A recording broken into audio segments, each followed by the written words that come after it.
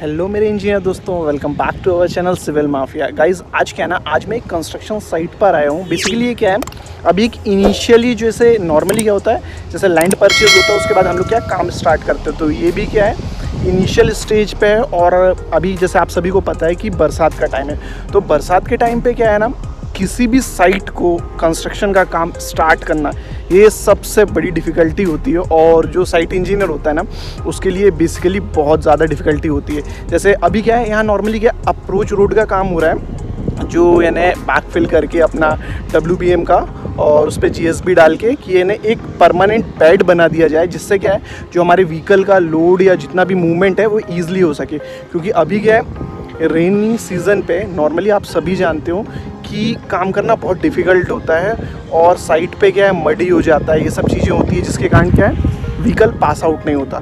तो मैं आपको एक लुक दिखाता हूँ कि अभी इसका इनिशियल स्टेज क्या है। और यहाँ पे क्या है, नॉर्मली प्लांट बनना है, ठीक है।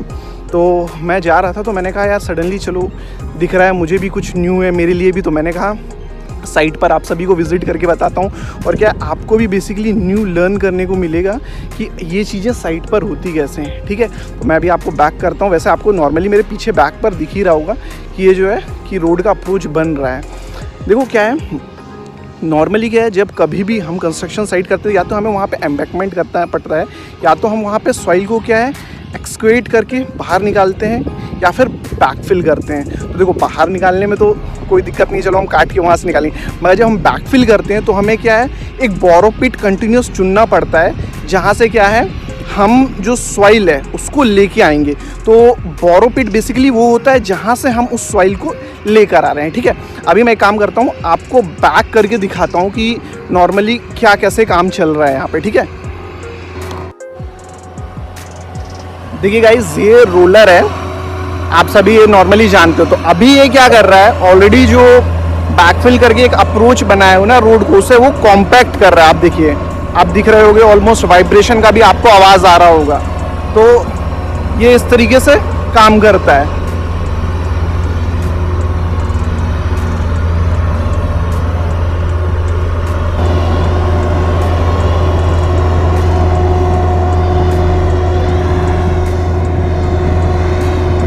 ये इसका क्या है, ये एग्जैक्टली क्या है गाइस, वहाँ से मेन रोड है, ये क्या है इनसाइड रोड है, यानी ये जो इंडस्ट्रियल पार्क है ना, ये इसका इनसाइड रोड है पार्क का, ठीक।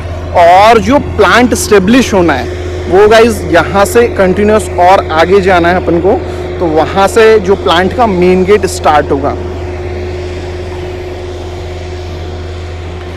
नॉर्मली क्या होता है कि जो एग्रीकल्चर लैंड है ना, उसको ही यानी डेवलप किया जाता है। मोस्ट ऑफ द एरिया पे अभी यही हो रहा है कि जो हमारी एग्रीकल्चर लैंड है ना गाइस, उसी को आप जैसे साइड पर देखोगे ये पूरा एग्रीकल्चर लैंड है, इसे बेसिकली परचेज़ किया है ना इंडस्ट्रियल पार्क के तौर पे, और इसको डेवलप किया जा रहा है।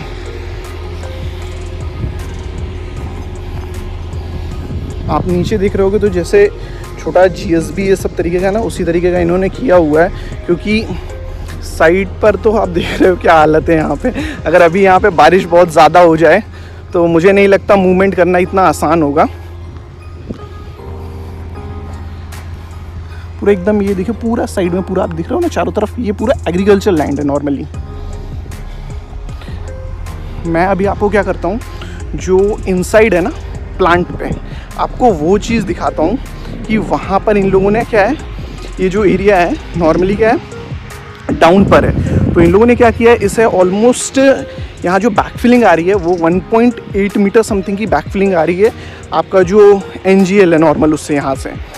तो ऑलरेडी इनका एक TBM है पहले से ही यहाँ पर, उतना डिटेलिंग तो अभी मुझे नहीं पता है क्योंकि ये मेरे लिए भी न्यू है, मगर मैं वो भी जानकारी आपको देने की कोशिश करूँगा। ये देखिए मटेरियल डंप है गाइस, मगर शायद कोविड के कारण लेबर कम या कुछ जो भी है तो वो उन्हें शायद मिल नहीं रहा है, मगर ये लोग लगे हुए हैं काम करने के लिए।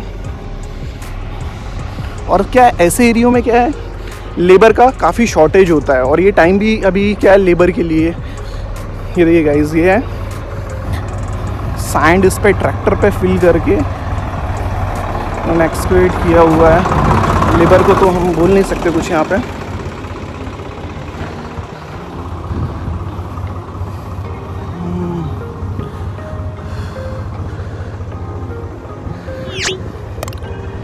गाइस नॉर्मली लेबर क्या सोचती है कि उनके लिए हम लोग कुछ करेंगे। देखिए इन्होंने क्या है, नॉर्मली एक एम्बैंकमेंट जो है ना इस पर बैकफिल कर रहे हैं। जो आपको ये देखिए ये ट्रैक्टर दिख रहा है, इसके थ्रू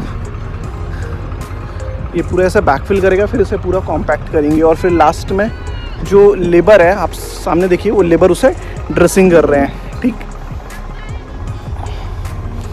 ये गाइज ये पूरा जितना आप प्लॉट दिख रहे हो एक्चुअली यहाँ पर ही वो प्लांट डेवलप होगा।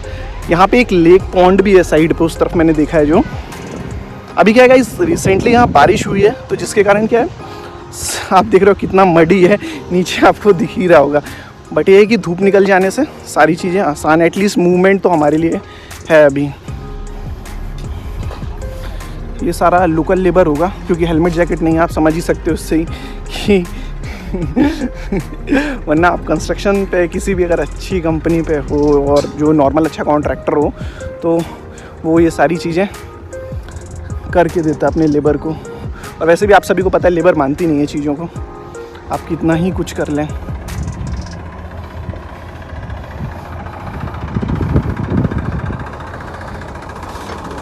नॉर्मली अभी क्या है, ये जो शेड्स दिख रहे हैं छोटे छोटे लेबर्स ने इनिशियली अपने लिए बना लिया है, क्योंकि वो लोग बाहर से आए होंगे काम करने के लिए, तो यहाँ पर वो लोग टेम्परेरी रहने के लिए बनाया हुआ है। बट ये है कि बरसात में तो शायद उनके लिए भी बहुत प्रॉब्लम हुआ होगा, बहुत नहीं मुझे लगता है काफ़ी ज़्यादा ही प्रॉब्लम हुआ होगा, क्योंकि जो हालात मुझे यहाँ का दिख रहा है तो ये बहुत डिफ़िकल्ट है।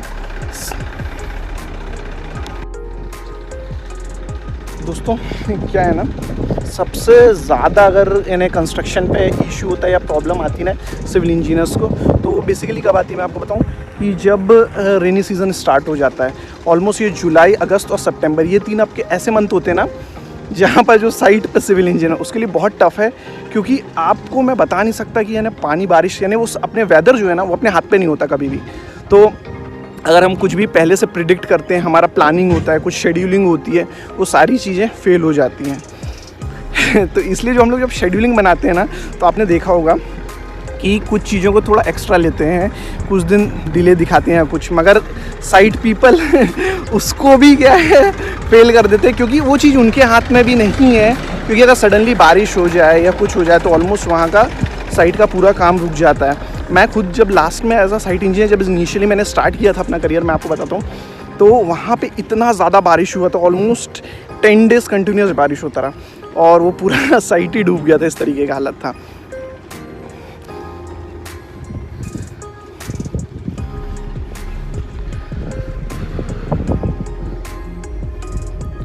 गाइस आप देख रहे हो उस एरिया में ना पूरा पानी भरा हुआ है, आपको शायद दिख भी रहा होगा, वहाँ पे बहुत ज़्यादा पानी भर गया है क्योंकि बहुत ज़्यादा बारिश हुई है। इनिशियली स्टेज पे साइट ऐसा ही रहता है कुछ, ये तो फिर भी थोड़ा ठीक है। कई जगह तो ऐसा होता है कि ऑलमोस्ट गड्ढे होते हैं, वहाँ जाके पूरा बैकफिल करना पड़ता है।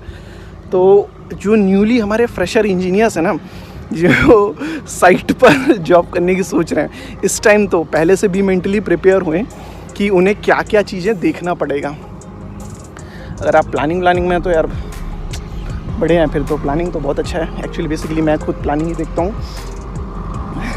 तो आपको शुरू में वो प्लानिंग का अगर जो बंदा है ना, उससे सबसे इनिशियली क्या है, उसे साइट का नॉलेज पक्का होना चाहिए। अगर आपको साइट का नॉलेज नहीं और अगर आप डायरेक्ट प्लानिंग में बैठोगे तो आपके लिए सही नहीं, क्योंकि आपको जो सीक्वेंस ऑफ एक्टिविटीज़ है वो पक्का पता होनी चाहिए।